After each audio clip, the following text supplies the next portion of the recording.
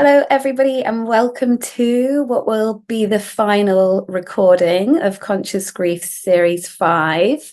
And I am here with Marcy Cruice, who is now a longtime friend of mine. And we will talk more about how we met. But Marcy is a conscious entrepreneur. So welcome to being a speaker on this series, Marcy. Oh, it is an absolute honor to be here with you, Tara. Thank you so much for having me. You're so welcome. And the reason that we know one another, so the viewers and the listeners understand, is that we met because you built Conscious Grief Series 2, 3, and 4 and helped me build this brand and create lots of new relationships through interviewing people, which has been honestly one of the most enlightening, enjoyable parts of what I do. And that's what you help entrepreneurs do. You help them build their businesses, build their contacts. And maybe you want to begin by telling people your inspiration behind your title, Conscious Entrepreneur. Yeah, so I have been in business for myself for over a decade now, and my business has seen many iterations. One of them being a summit producer, where I had the honor of being part of 2, 3, and 4 here for the series. And I've also served as a health coach. I was a holistic health coach, which stemmed from a childhood of being misdiagnosed and having mystery illness and having gastrointestinal issues and not really finding any answers in the medical system. And so I kind of took my health into my own hands, which led me to being a health coach. And health coaching very much so brought me into the space of personal development and not just the physical side of health, but the mental and emotional and spiritual side of things. And so as my business has evolved, it has become deeper and richer in just the processes, the work of transformation, the work of personal leadership, and really geared towards supporting people who are not just, reading the personal development books, but who are actively working on becoming a better version of themselves and healing, because you can't do that work without looking at the trauma, the grief, and all of the subconscious beliefs that hold us back on a daily basis. And so when I when I've kind of like when I pivoted this last time, because I've made many pivots in my business, really feeling like I'm in a space now that where I've been leading to, right? Like this is home, and this is a space that I feel so good about, because the work I'm doing now is supporting people who are conscious, who want to be conscious consumers, who want to be conscious about where their money is going, who want to be living a conscious life, who want to be grieving consciously, who want to be healing consciously, who want to be making money intentionally and consciously. So, I feel like so many of my experiences have led me to this space. And conscious entrepreneur is just always, it's always kind of been in the back of my head. And now it just feels really right to be in that space and to ground down. Well, thank you for that. When we first met, we had this sort of instant connection, and you were really interested in the work that I was doing because of the amount of grief and death that you have experienced from a very young age. So maybe you'd like to just share with the listeners some of the grief that you have experienced, and then we'll go on to talk more about your experience in motherhood. Yeah, absolutely. Yeah, it was beautiful that when the years that I was actively a virtual assistant, I had the pleasure and the honor of supporting people who were in the grief space, which even though I wasn't actively working in the grief space, I was able to support people and help build those businesses, which was such a gift.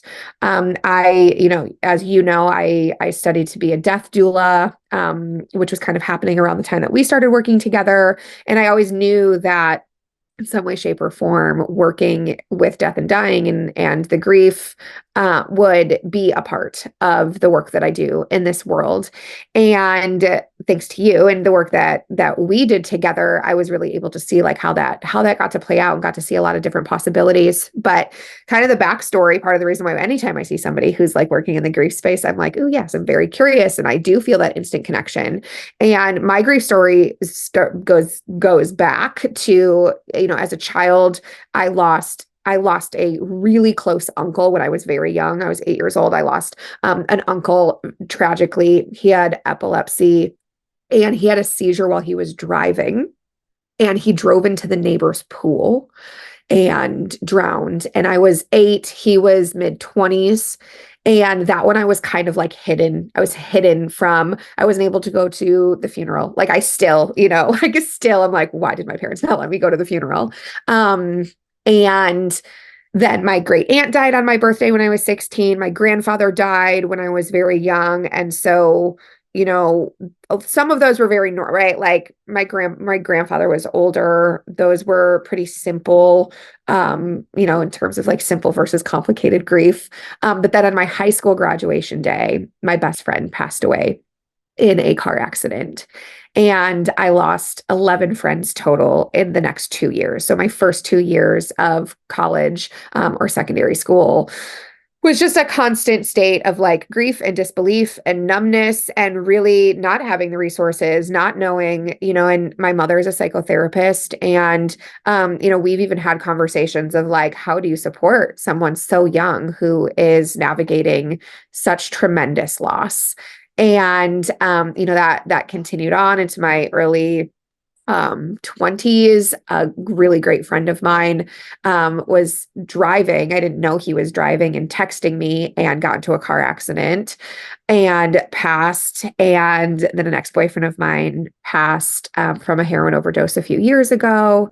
And just recently, my family is navigating some extra layers of grief and loss that my niece is experiencing. So it has been no stranger to me, loss and death and grief, and it's something that I've always felt comfortable with. And honestly, when it first hit, I had what I like to call the the angel of death complex, where there was a time where I believed that like I couldn't be close to people because if I got close to somebody, either they would pass or they would lose somebody, because it kept happening. I would befriend somebody and then their father would pass, or their grandparent would pass, or somebody they knew, and I was just like, why is this so centric? And it took me a while to really reframe that and to see that as a gift, that I wasn't the cause of it, but that I was attracted into their lives and they were attracted into me so that I could support them. And that took many years to reframe and to really see the new perspective on it. But simple grief, complicated grief, I mean, there's been so many different layers and so many levels of what I've experienced, and what I believe I've still been here on this planet for a short period of time, even though I'm almost 40. It's still it's a lot in a short period of time. It's a lot, because some people don't even experience that, from the age of 40 plus, and don't know anybody close to them that have died ever. Right. So yes, there is obviously some sort of karma that you're here to be, as you said, an angel of death, and walk with people as they go through that trauma. And then the reason that we kind of ended up pausing our work time together is because you got pregnant and you went on maternity, and then you had your daughter. And this is something that I feel gets very overlooked. Like, first of all, just the grief of like getting pregnant and thinking, oh my word, my life's going to change. And then the whole birth story. And a lot of people don't acknowledge this kind of grief at all. So yeah, we were working together as you were pregnant. So how did that feel, and what was the grief that was coming forward at that time? Yeah, it was one of the unexpected bits of pregnancy because I did get pregnant intentionally. It, was my pregnancy was not by accident. It was not an oops. It was very intentional. I called in a partner to have a child despite not being in a relationship. We just, I was very intentional about wanting to get pregnant and wanting to become a mother. And and simultaneously, up until that point, I had been radically independent. I have been on my own. I've been living alone. I have, especially as a self-employed, a business owner, I had so much freedom. I had, I literally could do whatever I wanted, whenever I wanted. And, I think it was around the same time, while I was pregnant, I was learning about human design. So if anybody's familiar with human design, I am a manifester, and my conscious sun gate is the gate of aloneness. I thrive. I thrive on my alone time. And as a manifester, responding is very exhausting to me. And pregnancy and motherhood are chock full of responding. And so when I was pregnant, I really started to accept and started to see how different life was going to be moving forward.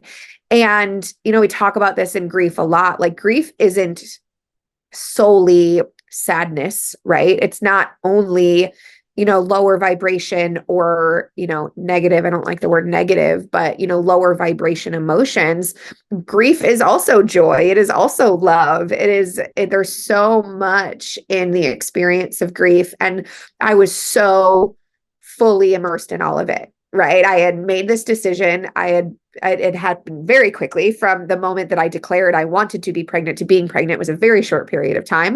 It actually came when I was on paper not able to get pregnant, but the power of intention, right? And so I was simultaneously so grateful and so excited, but also very much so grieving what my life up until that point, what I thought my life was going to look like. Because up until 2 months before getting pregnant, I didn't want to have children. That wasn't a decision that I had made. And after a spiritual awakening, that is when it came to me. But I spent 36 years of my life not expecting to have children or be a mother or have that as part of my plan. And so, yeah, it was just a very rich experience of like tons of gratitude, but also a very deep sadness for and just fear of like what I was going to be missing out on. And also, first time mom, am I going to be a good mom? Is my baby going to be healthy?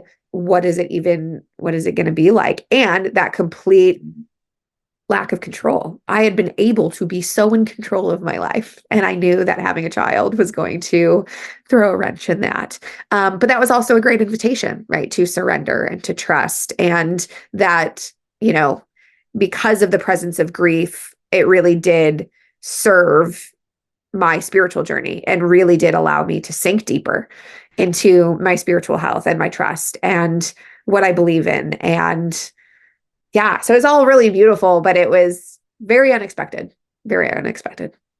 Gosh, I love hearing all of this wisdom coming from you. And like, it's just such a good reminder that, like you say, grief is not just the lower vibration feelings. It is the joy and the love and many, many types of emotions. And I know you're a Virgo as well, which makes you excellent at what you do, but obviously like to be in control of things. And yeah, like well, and a Virgo sun, but a Pisces moon. So that emotional, that emotional piece is very, very present in my Virgo-ness.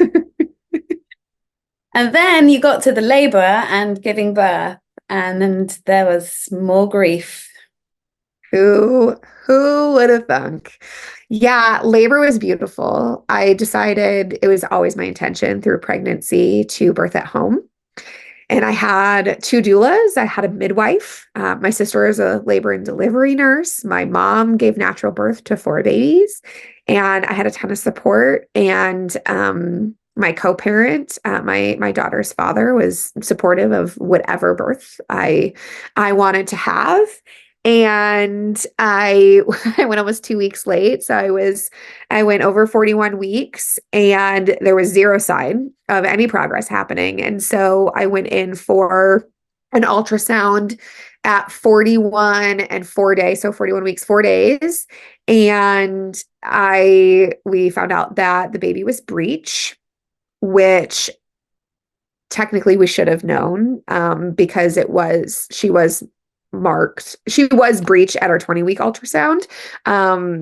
But that detail got missed. So we can go into some of that, but I'll go through the story. And then if you have questions about that, we can come back to it. But we did not know, essentially, she was breech at 41 and 4.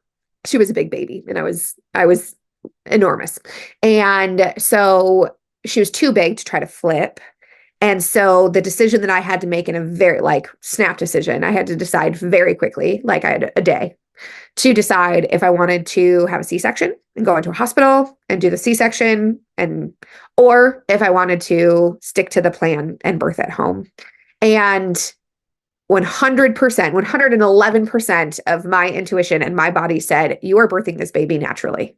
You are not going into a hospital. You are not having a C-section. I commend everybody. I have zero judgment for what anybody decides. I truly believe that every decision needs to be that of a mother based on her intuition, not out of fear. And so that was where I was so present to I'm not making a decision out of fear, right? My gut, my intuition said, birth this baby naturally. And so we decided to induce with castor oil. So not like a medical induction, but 2 days later at 41.6, I drank some castor oil to get labor started. And labor was beautiful. I labored for about 8 hours and I had all of the support here. I don't have any visual recollection of labor. I truly feel like I transcended time and space. I don't have any visual. There are photos that I'm I don't remember any of this. I remember the feelings. I remember the voices. I remember hearing things, but could not tell you. One of my doulas I had only met one time, still can't picture her face, but she was there with me the entire time I was laboring. So yeah, it was really good. It went really well until the very end. And so she was frank breech, which means that her legs were up and her arms were down, and her body, we didn't do this, but I don't know if we want to go back and add this, but just to add a trigger warning, if anybody does have any triggers for birth trauma, I'm going to explain what happened. So if that's you and you're listening right now, feel free to fast forward a couple of minutes. So I delivered her body with great ease. But her head got stuck on the way out and she went 15 minutes without oxygen. She came out without a pulse. She came out not breathing. She had an APGAR score of 0. And the ambulance was called before she even came out. I will not go into detail, but what it took to extract her head was extremely traumatic to my body. But who cares, right? Whatever, you gotta, at that point, right? You have to do what it takes to save both of our lives. And at that point, her life was on the line. And so, there were 3 people actively working to get her head out. Turns out she just had a big head. Her head was 16 centimeters. And for those of you who know birth, who know the human body, we dilate to 10 centimeters. So it was trying to get a 16 centimeter head out of a 10 centimeter hole. And I remember the moment that she had come out and they immediately started resuscitation, and the ambulance, the EMS was there within a couple of minutes of her being birthed. And very quickly they cut the umbilical cord. So this is a life that was inside of me for 10 months. And literally watching them and feeling them and hearing the cord being cut, because I wanted her, I wanted her connected to that placenta as long as possible. it felt like somebody was cutting a limb off of my body. Like the emotional, spiritual, energetic cutting of that cord was the hardest moment, because it was that moment that I knew the post-birth experience that I so badly craved, to just be able to hold her and to stay in my home and to just love up on her and be with her. None of that was a possibility. So her father went to the hospital with her. She was resuscitated in the ambulance. I got cleaned up. I birthed the placenta. They got me in a car. By the time I got to the hospital, there was some confusion because the baby wasn't born at the hospital. So she was in the system as no name baby. And there was misunderstanding. They checked me in. They like admitted me to the hospital when they were just supposed to be getting me to my baby. And then they couldn't find my baby. So it was about an hour and a half from the time she was born until the time I saw her. By the time I saw her, she had her first cry. We missed that. That was in a room with 30 people working on her. And so before I even saw her, the doctor came out and said, really worried about her. I don't know if she's going to make it. And it was another 45 minutes to an hour and a half. I don't even know what the time frame before I actually got to see her. And by the time I saw her, she was all the cords, all the cables, this little 8-pound life just connected to every machine. And just it wasn't even something that I considered could be a possibility. Especially after such a successful labor. So we were in the NICU for 14 days. She had brain injury, kidney injury, and liver injury.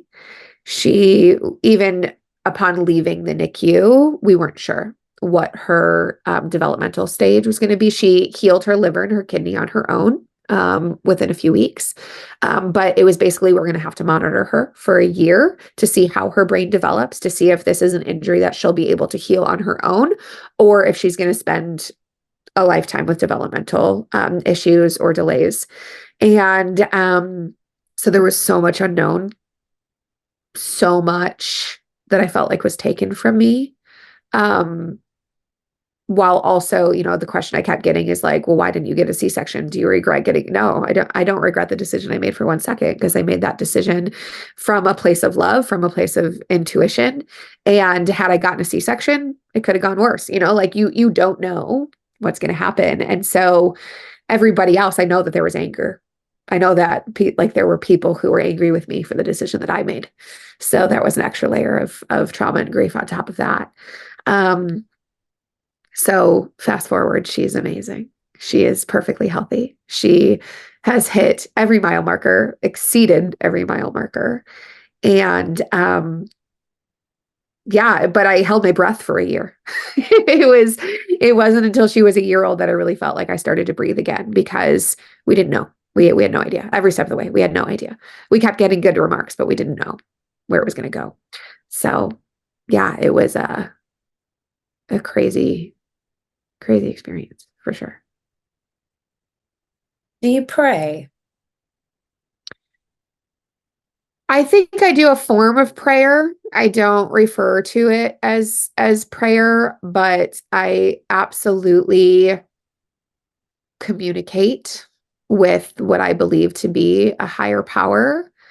But I also feel like most of that experience was less about anything outside of me and more regulation and communication with myself and my higher power, and the trust and the surrender that I got to cultivate in the process of being pregnant, right? Every step of pregnancy prepares you for birth and childhood.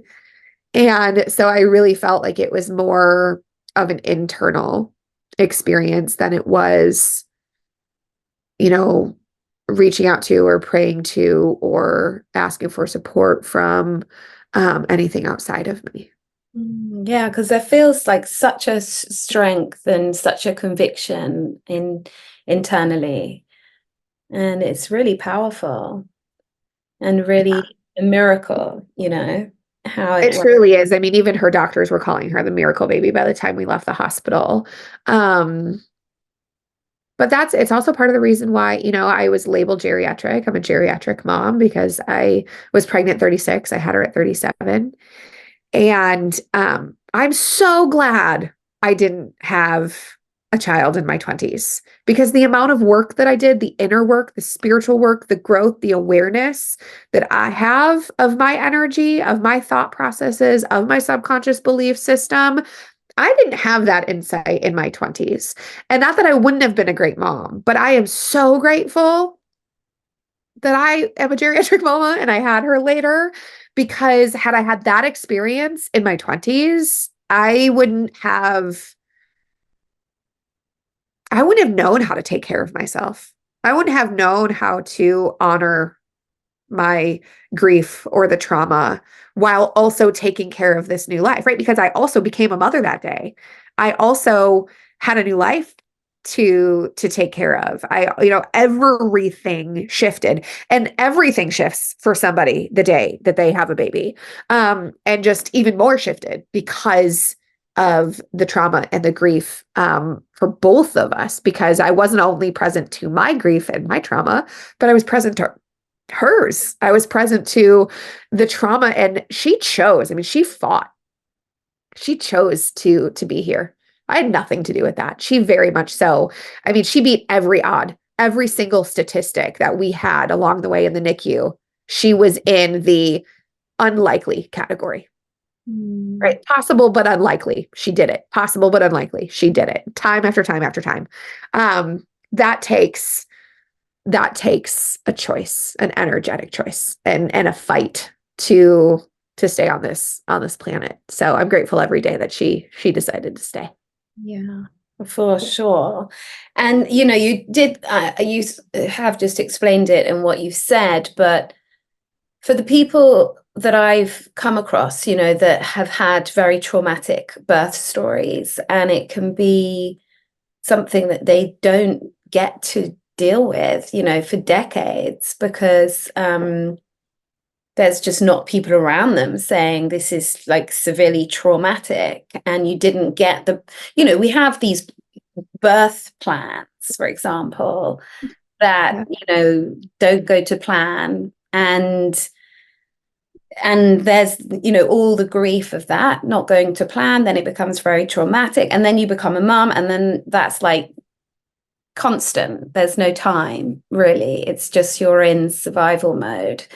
But even a little bit like my grief experience, where I was unconsciously grieving for such a long time, that for mothers who might be watching this, who hadn't really thought about like, oh yeah, actually I had a really traumatic birth story and I haven't dealt with it, but it's also just to say to those people that you don't have to be dealing with it in the first few years. You can deal with it when you have space in your life, when you're ready to consciously grieve. So don't panic yourself like that you need to be doing this right now with a small child. I always think that our consciousness, you said, I'm glad I didn't have a baby when I was in my 20s, but your consciousness had a lot of traumatic things already. You were very aware and self-aware about your emotional state.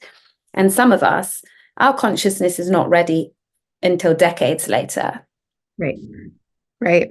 Well, and similar, right? Mine, I wasn't there when I first experienced grief. It was decades after my first experience with grief that I even understood what it meant to grieve, because in our society, right? And this, we talk about it so much on these series, and this is why I think the work that you're doing is so incredible, is that we live in a society that like downplays it. Even like my dog passed away. My soulmate dog passed away almost a year ago. And after a few days, like this happens so often when we lose our pets, right? That after a few days, like, well, it's just a dog. Why are you still sad? Like a dog that I spent every single day of my life for 8 years with. A dog, like I think that there's so much downplaying and hiding because we don't learn how to regulate our emotions. We don't learn how to honor our emotions or to process them. And so absolutely. I mean, I think also birth, not just I think, birth is traumatic, even if it goes well. The very nature of birthing a child is traumatic for both the baby and the mother.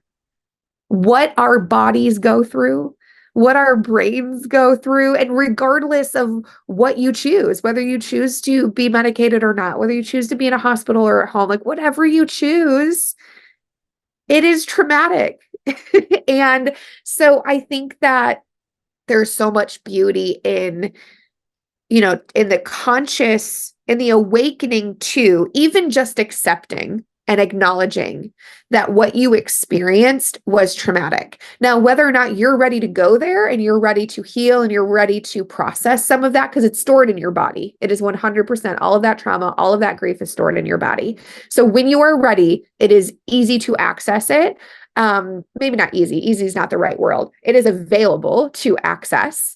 And so I think to your point too, right? Like you might have a 10-year-old, you might have 3 kids, you might have adult children, and you may have never considered what that did to you. It's why flamingos, right? Flamingos lose their color when they have babies. They go from pink to white because their body needs all of the energy. They don't even have the energy to produce pigment, because all of their energy is going to healing from the trauma that is birth. And it takes years to get their pink back. You've probably seen it on Instagram, right? Like they get your pink back. I got my pink back. That comes from flamingos who lose their color for years. And that postpartum, right? Like here in the States, it's like 3 months postpartum, and then you're expected to like bounce back and be working again and be full-time and be yourself again. And what we know is that first and foremost, you're never going to be the same, but you're also it takes years. It takes years to get back to a place of even feeling like yourself again. And maybe it's just a matter of, getting comfortable with who you are now that you are a mother. But yeah, I think it is beautiful work to be done, whether it is immediately like I was able to access and to create the space for. But again, to your point, it was because of decades of grief and trauma work prior to that. Had I not had the experiences I had, there's no way. It would have been probably a couple of decades before I was even able to see it, let alone actively work on feeling it and consciously grieving. And while you've in this past year, how have you managed to like manage your grief, if you like? It's a really beautiful question, because I think that it's something that's become so ingrained in how I take care of myself. But I think the best thing we can do for our grief is to honor what it is in the moment that it is. So if it's showing up as anger, I feel the anger. If it's showing up as uncontrollable crying, I do that. I really try. And, is it possible every single time? No, because if I'm hysterically crying, you better believe my very intuitive miracle baby is picking up on that energy. And so I do have a space where I get to protect that. But meditation and breath work, I recently did a somatic breath work experience where I relived my entire birth and cried the way I've been wanting to cry for the past year, but haven't been able to.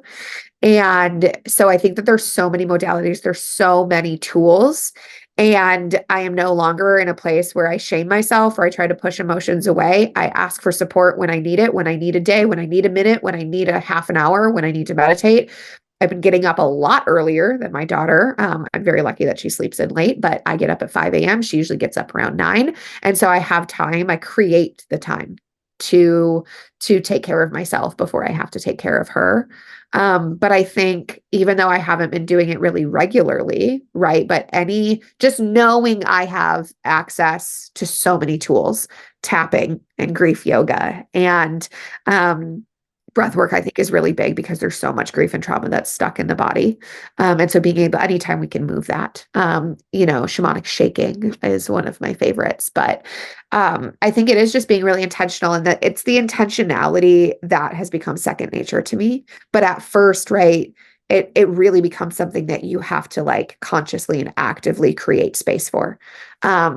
It's second nature for me now, but it hasn't always been. And so I think, whether it's once a week, once a month, getting into some kind of routine or consistency, even if it is only every couple months, to have an hour to go and do yoga, whether go for a walk or just really honor journaling, right? Like anything that you can do to like allow those emotions space to exist and to recognize the ampersand in it all of how the duality. It is totally possible to be loving motherhood and also just, being resentful, right? And despising it, and to be so grateful, but also fully immersed in your grief, and to practice allowing things to coexist, allowing those emotions to take up the same space. Because sometimes we think like, oh, if we're sad, we can't be happy, or if we're grieving, we can't be in joy. And that's not true. That's conditioning. And we need to create space for us to be feeling opposite emotions at the same time. I love that. Thank you, Marcy. And my final question to you is, how would you, define conscious grief? Probably what you just said. Yeah, I think that's it. It's being aware. It's acknowledging that you are grieving and creating the space and bringing intentionality into, right? Conscious is simply being awake. Conscious is about being present to what's real, right? As opposed to unconscious grief, when our body is grieving, our subconscious mind that rules everything we do, right? The 95% of our brain that rules it. Our subconscious mind might be grieving, our soul might be grieving, our body might be grieving. But if our conscious mind, which only makes up about 5% of, of how we navigate the world, if our conscious mind is denying it, then we're unconsciously grieving, right? And so it's allowing all of that unconscious stuff, the mind, the body, the spirit, the soul, the energy, to give it all space to actually do what it needs to do and to be what it needs to be. And just to sit with it sometimes. Sometimes it's just a matter of sitting with yourself, letting your conscious mind sit with your subconscious mind, let your body just sit and tune into what's going on. But yeah. Amazing. It has been so wonderful to hear you speak as a speaker. You speak so eloquently, you're so articulate, you're so wise, you're so knowledgeable. I'm so delighted to have had the opportunity to sit with you today, Marcy. So thank you very, very much for being here. Absolutely. It has been a dream and such a beautiful full circle to go from building these and being on the back end, being the little elf, to being on camera and being able to have this conversation, because so much of our friendship has been based on these experiences. And it's so beautiful to be able to be in this chair and to be on camera with you. So thank you for having me. Thank you. And thank you to everybody at home who's been listening, and sending lots of love.